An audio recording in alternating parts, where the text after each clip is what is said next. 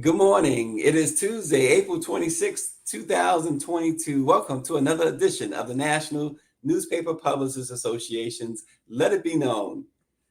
Elon Musk has managed to put together $46.5 billion in funding to acquire Twitter. Musk made his main agenda, as he has vociferously claimed, is free speech. He wants to buy Twitter so that he can keep it as is and shape it to his vision as a self-confessed free speech absolutist, he said.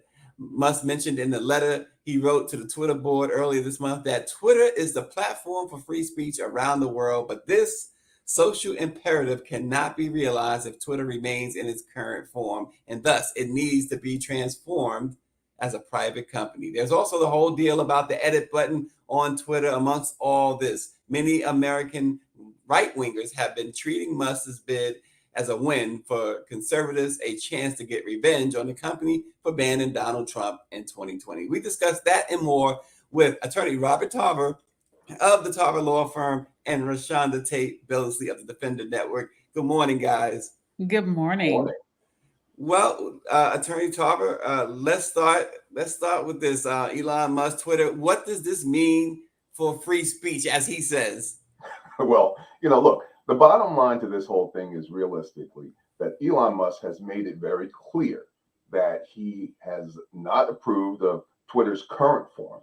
The fact that they have been heavy on what he calls censorship, the fact that they have been blocking individuals who have expressed views who basically Twitter has found to be outside of the mainstream and dangerous to public society. Now, the real question is whether or not he would be in a position of changing that. Now, that could be frightening, very frightening to a number of different people, because when it comes down to the mantra of free speech can equate to bullying in certain types of situations. And when I say bullying, I'm not talking about on the micro level of person to person.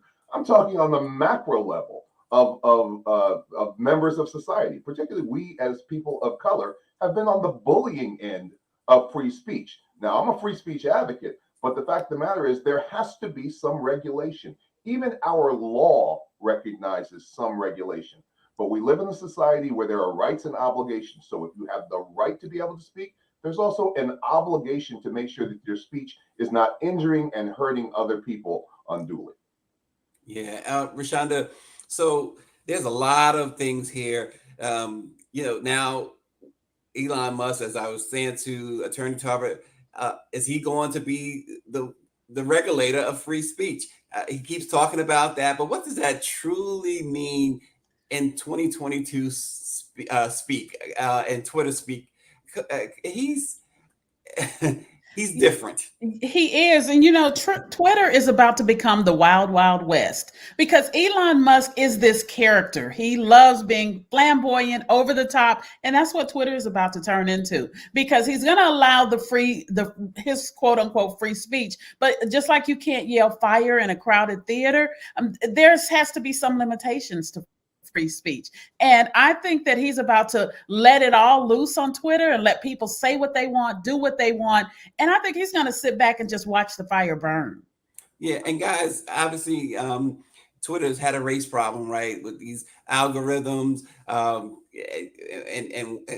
recognizing white faces and black faces. And do we expect that to get any better, or do we expect it to implode in its entirety? No, I expect it to continue in its form. Yeah, I'm of a different view. I don't believe that Musk is going to do anything seriously radical anytime soon. Because you got to remember, Elon Musk has other business interests. And although he talks a big game in a lot of different areas, in terms of his actual business movement, he hasn't made a whole lot. He hasn't really been radical in his business decisions. So his other companies, Tesla, SpaceX, and the other companies that he's brought to Texas there and has resided there, he's got to be very careful, because although they are in Texas, which appears to be a right-wing hotbed, they are controlled also by stockholders who are outside of Texas. So I don't really expect those algorithms to really change that much. But you know what? This is a really interesting thing for the other companies that sprung up as an alternative to Twitter, the Parlors and the others who were the right-wing so-called Twitters. Whether or not they're going to survive, that's going to be a real interesting scenario. Well, and we know too the 2016 election, the 2020 election, there was a lot of misinformation, disinformation, intentional with bots and things of that nature, the Russian interference. How do we see that playing out now with Elon Musk at the head of Twitter? Well, he says that he's going to get rid of those. He says that's one of the things that he dislikes most about Twitter. And, we can only wait and see if he actually does, but you're getting rid of the bots and the some of those do weather. Some of those are good, but a lot of that was bad.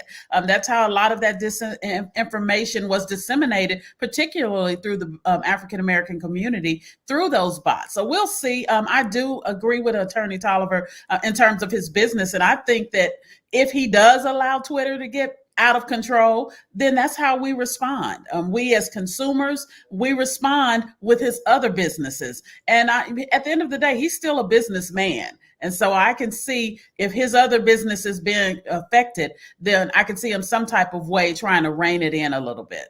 But there's a larger picture here. And here's the larger picture. We are seeing a proliferation of right-wing media. And the question is whether or not this move by Elon Musk is another acquisition, so to speak, by the right wing and a turn toward right wing media. The problem is that where media is controlling any particular area where it's allowed to control, it is going to change minds. It is going to shape the narrative, and it is going to shape the electorate. And history has shown that right-wing shaping has always been against people of color, and particularly Black people. So there's something larger to look at here. Is this another move? Is this another Newsmax move? Is it another OAN move? Is it another Fox? Where are we going with all this? I don't see on the other side any progressive media popping up. I don't see any progressive billionaires and billionaires looking to move forward into this sphere. And here's what's troublesome, and I'm just going to stop at this. You have Black millionaires who could inject themselves into this type of forum of being political, of shaping minds, but they don't seem to do it. We seem to be concentrated in the entertainment vein. And that's something that we as a people, I think, need to get out of and to move beyond. Well, one of the big elephants in the room, of course, is whether or not he'll allow Donald Trump back on the platform. Trump has said he's going to stay with Truth Social. But you mentioned something there, Attorney Tarver, and Rashonda, perhaps you can comment on that. Is there a possibility that we will see maybe not a Black Twitter, but something else to rival Twitter? I think that space is filled. Once you co-opt the market, you co-opted it. Remember there was Black Planet and MySpace and Facebook all at the same time, and Facebook just came in and collapsed that entire market. I think that's the same thing with Twitter. I don't know that there's room for another. That's just my opinion. Yeah, I agree. Unfortunately, what will happen is you will have a lot of us in the Black community that even if there was another platform started, you have a lot of us like, oh no, I'm going to stay over here. I'm not going to go over to the Black social media platform. And so because you're fighting that uphill battle, unfortunately, I don't see a Black social media platform surviving. Yeah, it'll be interesting to see as we follow this even more what Elon Musk will do eventually with Twitter. I mean, nothing's going to happen for at least a couple of months, right? So we'll find out because these deals, $47 billion, doesn't, the papers are not, it doesn't happen overnight, right, Tarver? No. These type of deals. You've got quite a process here for him to move forward. And look, the deal's not really done yet at this point. There could be hiccups and wrinkles that cause something to fall through. But for all intents and purposes, this is going to happen. It's not going to happen overnight. It's not going to happen next week or even next month, but it will happen probably before the end of 2022. And Well, I see, go Stacey, ahead, a lot Richard. of people being upset at Twitter for selling in the first place. And I think people don't realize that Twitter is not in the business to give us some place to air our grievances. Twitter's in the business to make some money. And if somebody's waving $47 billion, it'd be financial malpractice for you not to take that deal. Yeah, and the Twitter board did try. They tried to hold out on this thing. They didn't want this to happen. They actually were going to employ a poison pill, but they didn't get a chance to do that. So they weren't necessarily willing participants in this. Yeah, I see Lauren Burke mentions fan base as another alternative or an option anyway. David Youngblood says Twitter has never made a profit, so take the money. Like you said, I like how you put it, Rashonda. It would be just malpractice. Come on, $47 billion. For people that are at home and watching, I mean, just think about if your house is worth $100,000 and somebody comes along and says, "But I know you like your house, but I'm going to give you, 20 million for it." You buy a house. See ya. Listen, before we move on to our next topic, just a note: we found out overnight Cedric Richmond is leaving the White House. He's leaving his role. He becomes the most key of Biden's support system, if you will, to announce that he's leaving the White House.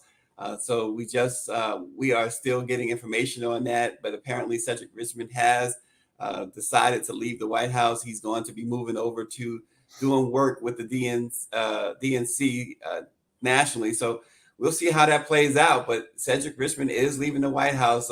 I'll just throw it to you, Attorney Tarver, and you, Rashonda. Any thoughts on this departure?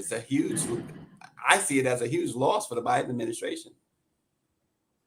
Yeah, I see it as that too. I mean, he was the voice in there that we thought would be one who was representing a lot of Black interests. And there's a real question as to why he's leaving. Timing is very interesting. And also the fact that a number of different faux pas have happened with the Biden administration in terms of their communication with the Black community and getting out the message, getting out, dealing with our agenda.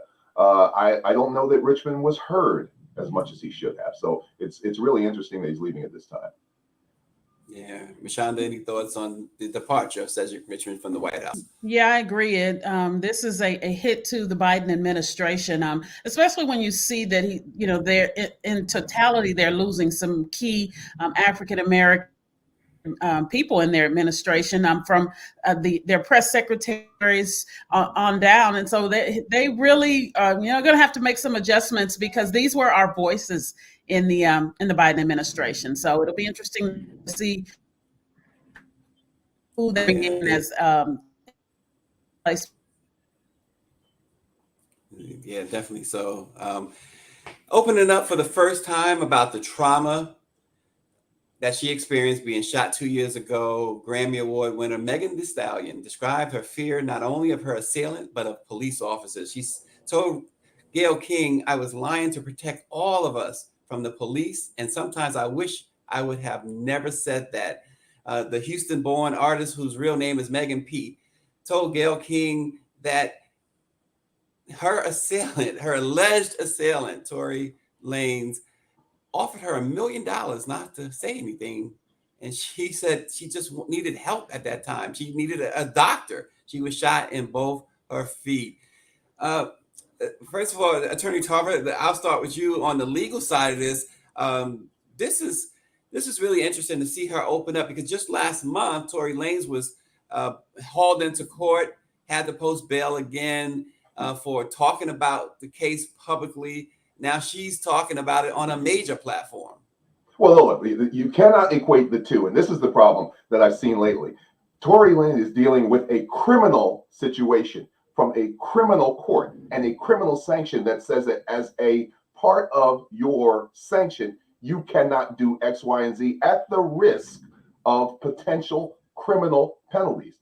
Megan Thee Stallion does not have that prescription. She's able to speak about this. She's not limited. She's not the one who allegedly committed any type of criminal act. So she's in a totally different position than he is. So people are trying to equate the two. Hey, how come she can speak and he can't? Well, you know what? He's the one who pulled the gun. He shot her in the feet. She's a victim here. And victims have certain rights now in our society. And one of those rights is to be able to express yourself as to the victimization that you endured. And that's what she's doing. And Rashonda, talk about this angle, if you will. And you're out in Texas. Meg is from Texas, but talk about this. She made some comments that were really interesting. They were they're very deep. She talked about being a Black woman, trying to protect a Black man, pretty much in this situation. Her assailant trying to protect him, but also worrying about any potential interaction this Black man might have with law enforcement. As Black women, we do that often. You've seen that over the years, that we know this system. We know the system has not been fair to Black men, and so a lot of times, to our own detriment, we will work hard to keep the man out of the system. And I think that's initially where Megan Thee Stallion was going. As you were saying earlier about her speaking, what Megan is saying is all a matter of public record. It is, this is information that we know, that we're just now hearing it from her. And I think she's just tired of listening to all of the people come to Tory Lane's defense. Even as I was reading an article yesterday, the comments on that, just blasting Megan and, saying that her tears were fake, just saying that she was at fault. Why did she get to talk? But at no point were you seeing the majority of people coming in support of a Black woman who felt like she'd been wronged. And I think Megan just got tired of that. Yeah, and let's also think about her full statement, Stacey. She said she was trying to protect all of us. That included herself and the other people there. Because what happens sometimes in these situations is it's not just the individual who has allegedly committed the act that gets the brunt of the police, but it's any of the witnesses who are there. And a lot of times the police come in and, like bulls in a china shop, do destruction first, ask questions later. Now, that's not for all police, but that happens far too often in the Black community. And so her statement about protecting all of us included herself, because she didn't need to be victimized twice. Once by being shot, and secondly by the police who may have abused her as a victim. It happens over and over again. And I understand that sentiment, even though I've been both a prosecutor and a defense attorney for more than 30 years. Yeah, it's so interesting too, when you hear her speak. She simply wanted to leave the party. She says it was an argument because I was ready to go and everybody else wasn't ready to go. But that's like normal friend stuff, she said. She says we fuss about silly stuff all the time, but I never put my hands on anybody. I never raised my voice too loud. This was one of the times where it shouldn't have gone this crazy. All she wanted to do was go home. And she mentioned how Tory Lanez took out a gun and started shooting toward her feet, telling her to dance. And that was just, she's tired. She wants to go home. This is really a situation that should have been avoided, right? Could have been avoided, should have been avoided. But more importantly, she talked about too, this idea that she lost her mom and she felt like these people, she gravitated to these people, that circle that she was with, because she was looking for family. She wanted family. So she's victimized in a lot of ways here, Rashonda. Yeah, and that hit her hard. She had lost her grandmother as well, so she's really dealing with trying to find a place to fit in. And what has happened is, Megan has experienced a lot of fame. So now you get to the point where you're wondering, who are my friends because they're my friends, and who are my friends because they genuinely like me. And so I think that she has always tried to keep her circle tight, and she definitely didn't want to bring any type of undue attention, any police, any of that into their what she called friends situation. Yeah, go ahead, Attorney Tarver. How about we talk about this? What are you, as an entertainer, as a person of means, what are you doing running around with a handgun?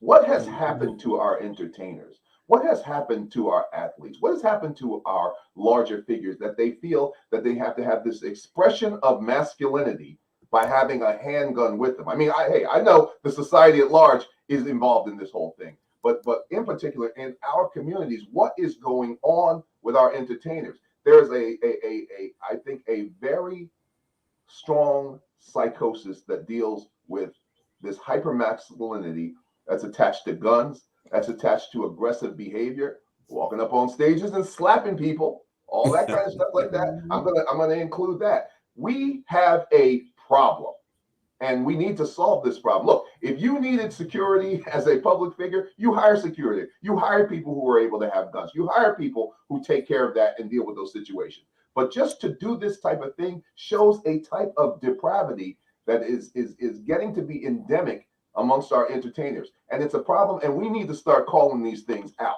Stop being silent. Let's talk about this misbehavior, this hyper masculinity, this craziness that we're now involved in. Yeah, you mentioned a great point. Greer and I were talking about this. I believe it was Greer and I who was talking about this. But even ASAP Rocky gets off the plane, last week, arrested in Los Angeles for shooting someone back in November of 2021. Here's a guy, he's not only is he wealthy and famous, but he's having a baby with perhaps the most famous and wealthy Black woman on the planet, right? How do you, and Tarver touched on it, he talked about it, Rashonda, I want you to piggyback off what Tarver is saying, unless you have a different view on that, but these guys, they have enough money for security. They have enough money that they don't have to go shooting people. And I wish that they could get to the mindset that, I have fans regardless. I don't need to carry a weapon to be this big bad guy. I cannot for the life of me understand. You barely got back in the country. You have all kind of issues, and then you want to walk around with a gun. Hire the dude next to you to walk around with a gun. And I just don't understand the mindset.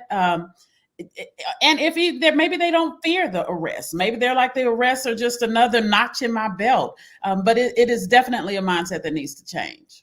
Music and motion pictures. Music is the vanguard of a society, such that you could look at any society, listen to their music, and see where they are as a society at any given time. To the extent that we have music and motion pictures who promote this type of behavior amongst ordinary people on the street, and in particular, coming from those entertainers in their music, in their films, that is where we are. And until we change that, and people don't want to deal with this subject about the music and the content, about the movies and the content, we say, oh, no, that's not a problem. It is a problem. We have degenerated and allowed the degeneration in music and in film. And until we deal with that, you cannot expect the younger people who come up watching this to expect that their society is any different. This is what they see as society, and this is what they emulate, and that's who they're going to be. And until we deal with that, I fear we're into a long, long road. Yeah, and Rashonda mentioned about the fans. You got some artists, Beyonce, for instance, who in many cases probably doesn't need a security guard. Her fans will take a bullet for her. You have superstars like that. Who, they hire bodyguards because you have crazy people out there, but their fans are more, in their minds, they're more than just fans. They're protectors, and you see that on social media, the protector of these celebrities. You see it in the streets. They're going to protect their idol. And so this is really, Tarver, I'm glad you brought up what you did, this mentality with these musicians and entertainers, not just the musicians, the entertainers too. There needs to be a conversation, and a lot of people need to be listening to that conversation. And maybe Tarver is the one to lead that conversation. Well, unfortunately, I lead it every day with my clients. I mean, I'm on the front lines of this. I'm on the front lines of seeing how young people are affected by this, how they emulate and imitate this type of behavior, how they tie handguns into masculinity, how if you don't carry one, then you're soft. And this the change has to come from up top down. It can't come from the bottom up. Yeah, absolutely. And finally, this morning, stymieing their calls for a renewed investigation into the killing of Emmett Till, relatives and activists are advocating another possible path toward accountability in Mississippi. They want authorities to launch a kidnapping prosecution against the woman who set off the lynching by accusing the teenager of improper advances in 1955. Carolyn Bryant Dunham, was named nearly 67 years ago in a warrant that accused her and Emmett Till's abduction, even before his mangled body was found in a river. FBI records show, yet she was never arrested or brought to trial in a case that shocked the consciences of the world for its brutality. Obviously, I got to go to the lawyer first, and then Rashonda, you can take us home with this. But Attorney Tarver, 67 years ago, could a kidnapping charge stick? Well, look, the idea is that there's a warrant, and a warrant never expires until that warrant is dealt with. But the fact of the matter is, the only thing that they could really deal with here in kidnapping or conspiracy is going to be based on witness testimony. And quite frankly, we just don't have it anymore. Those witnesses are not alive. Those witnesses have deceased. So it'll be very difficult, number one, to even find and locate the warrant. But number two, to move forward with an effective prosecution. I mean, it's unfortunate. It's sad. We know who did this. They confessed to doing that, and they were associated with her. This should have been initiated a long time ago. But unfortunately, it just appears to me that we're out of time and out of luck on this one. Yeah, it is unfortunate. Like you said, it could have been done a long, long time ago. Lauren Burke says we have Carolyn Bryant around right now to deal with. So things come up. Rashonda? Yeah, I don't see us being able to get anything out of this case, other than some publicity and attention to it.